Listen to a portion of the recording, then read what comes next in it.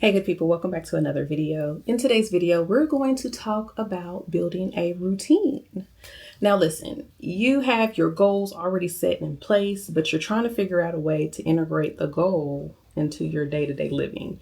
If you're like me, you're struggling because after, the hype of a new goal, new year, new season, new 12 week, whatever the case may be, after that,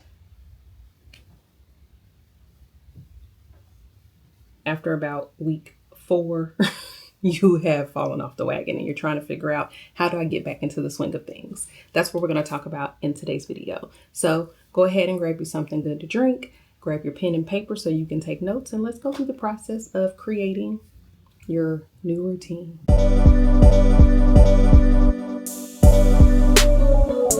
With your new routine, it's very important that you have an idea of what type of routine you're building out. Are you building out one just like overall so that you can integrate maybe some new habits or some new activities into your day-to-day living? Or is this something specific to morning, afternoon, or evening? So that's going to be the first thing that you want to do, is be very clear on the intention behind the routine that you're trying to build out.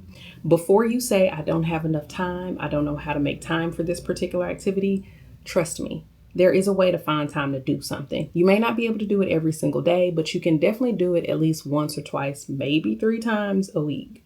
And that way you're able to still get some type of momentum going in achieving the goal that you set. So for me, the first thing that I'm going to do, I'm going to write down all of my daily non-negotiables. Now, these are going to be the things that must get done, like without a shadow of a doubt. Whatever happens during that day, this has to happen. For instance, brushing your teeth. That is a daily non-negotiable. Taking a shower. That's a daily non-negotiable. Combing your hair. You see where I'm going with this? So you want to make sure that you keep that in mind when you are creating this routine. First, you start with all your daily non-negotiables. Now, after you've written down your daily non-negotiables, the next thing you want to do is you want to find out how long each activity takes. So we're going to write down, like for brushing teeth, takes me about 3 minutes. Great. So I'm going to go down each one of the lists. Getting dressed, it takes me about 20-30 minutes. We'll say 30 minutes. Go down the list. Doing hair takes me about another good 20 minutes. So right there, we got roughly about an hour of a regular getting ready. If you do makeup and all that other good stuff, you're going to go ahead and tack on the time for that. After you've written down the task and how long it takes, when do they need to be done? Well, you may have tasks that's morning specific. You may have tasks that are evening specific. Either way, you want to write down when it needs to get done. After you've done that, it's kind of like creating a grid. So you have, and I'll go ahead and write it out here. So you have, your morning block, your afternoon block, and then your evening block. You want to be very mindful about what activities happen in which block. That way you can find out what time what gaps of time you have available to kind of slide in a new activity. So for me, if a new activity I want to do is start working out, I know, well, my mornings are probably going to be the best because I can get up earlier to have more to front load my day with like getting ready and all that good stuff, but then have a lot more time to do something. So I'm going to go ahead and put working out part of my morning routine. Now, I want to work out for 45 minutes, but then if I tack on how long it takes for me to get dressed and all that, I'll just go ahead and say 50 minutes, right? Because all I'm doing is, tying my hair up in a bun, throwing on some workout clothes and coming right in here to do my at-home workout. So I'm going to go ahead and add morning routine. And then we're going to go over into the afternoon block. Now, let's say I want to work on business, or I want to be able to take discovery calls.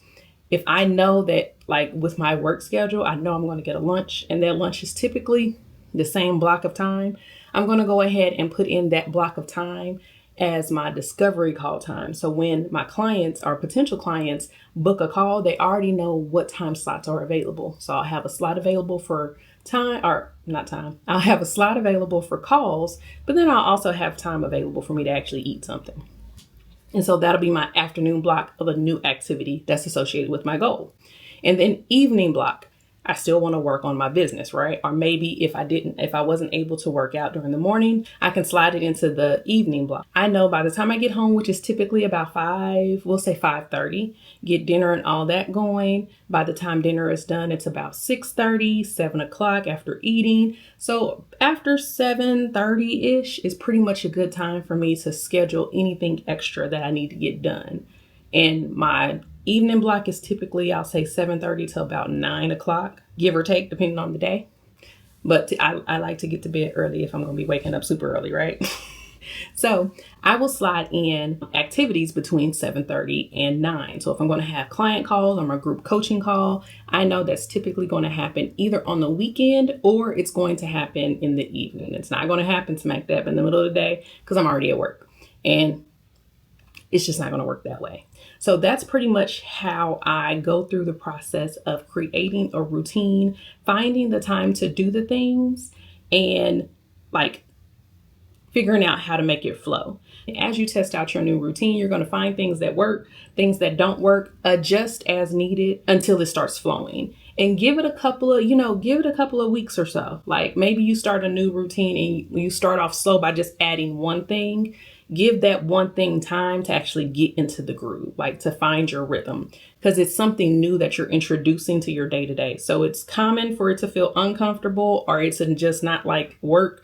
Now, if you know just like this is absolutely not going to work, then by all means, go ahead and adjust accordingly. But if it's just a level of discomfort because you're not used to doing it, give it some time. Give it, maybe 2 weeks, 3 weeks to see, so that you can actually pinpoint and specifically identify what is happening that is wrong. That way, you know how to course correct and you know like where to put it. Well, maybe my 45-minute workout won't work here, but it can work at the end of the day because I'll have more time, maybe on different days of the week to really, get into the workout. And maybe it's based off your energy levels, which we'll talk in another video. Now we're going to talk about what not to do. Some lessons learned. The first thing I will say is with your routines, you want to make sure that you are not overwhelming yourself and being so focused on creating a new routine that you just miss out on your daily non-negotiables, like your day-to-day usual routine. It's easier to just put one new activity, like start with one activity and start easing your way into a new. Don't overwhelm yourself with putting everything all at once. Just take it step by step. This is something you're creating for you. It's not for anybody else. It's not for the gram. It's not for anybody else. So just create it for you and take your time. High breaks. Creating new routines will challenge your existing habits. So if you have existing poor habits, bad habits, anything like that, and you're trying to introduce something new that's probably on the positive side, be willing to say no and be willing to change what you've always done. Be willing to change your bad habits and go ahead and adopt those better habits. Don't try to be perfect. Strive to do what you know you need to do. But if you fall off, don't sit in that space of condemnation of like, man, I fell off. And you get really down and you just continue down the spiral. Don't do that. That's pretty much how I am able to create a routine and actually maintain consistency with it without being overwhelmed, without being super stressed out. Doing this actually builds momentum and it gets me even more and more excited. That's something that I did with starting the YouTube channel. I know that I need to get a video out by Saturday. Whatever happens throughout the week, I know Saturday has to be a published day by any means necessary. Now, sometimes that does not happen. This video is actually an example of that, because by the time I upload this, it's not going to be a Saturday.